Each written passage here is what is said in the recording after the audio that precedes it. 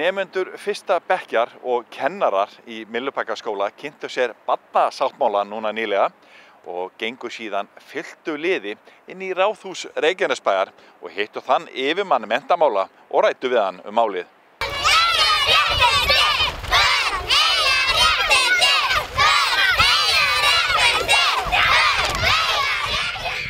Út af barnasáttmálanum og degi barnasáttmálans þá fengum við bækling þar sem það ekki rétt hjá mér, við fengum bækling sem var að segja okkur réttindi okkar. Já.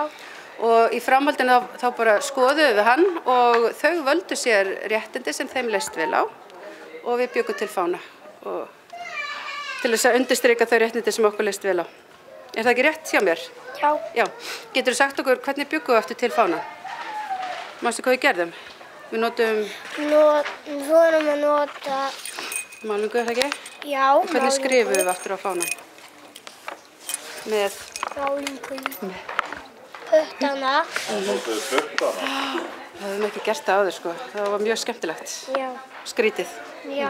Hvað var svona verið að ýta undir svona bara minna á réttindi barna? Já, er það ekki dálítið mikilvægt? Og ég meina, ein réttindin segja, númer 42 segja að börn eiga rétt á því að þekkja réttindi sín. Það finnst mér bara mjög mikilvægt. Best að byrja snemma, þannig að þau geta bara ætt sig næstu 10 árin. Og hvað, þetta eru krakkar í fyrsta bekk? Já, krakkar í fyrsta bekk. Í Myllubakkaskóla. Já. Og voru þau ánægð með verkefnið? Já, spurjum nemandann. Varstu ánægð með verkefnið? Já.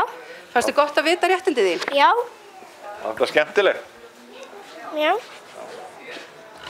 Viltu segja eitthvað við hann Helga? Hann er svona eiginlega í bæjarfélaginu þínu svona yfir passarinn ykkar. Jú, hann veit það. Við vorum að tala um það áðan.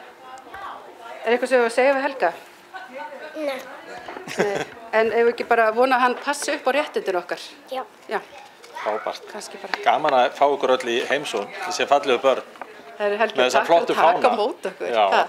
Þetta er svo mikilvægt líka málefni að gaman að sjá að það sé verið að vinna með það bara með svona ungu börnum og nú erum við að taka tillit til barnasáttmálans í öllum stefnum. Nú erum við til dæmis að endurskoða menntastefnu Reykjanesbæjar og þar erum við meðal annars að horfa til barnasáttmálans.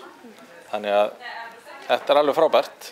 Já, ég held líka að Helgi að þú kemur og tekur á mót okkur, þá veitur börnunum rödd.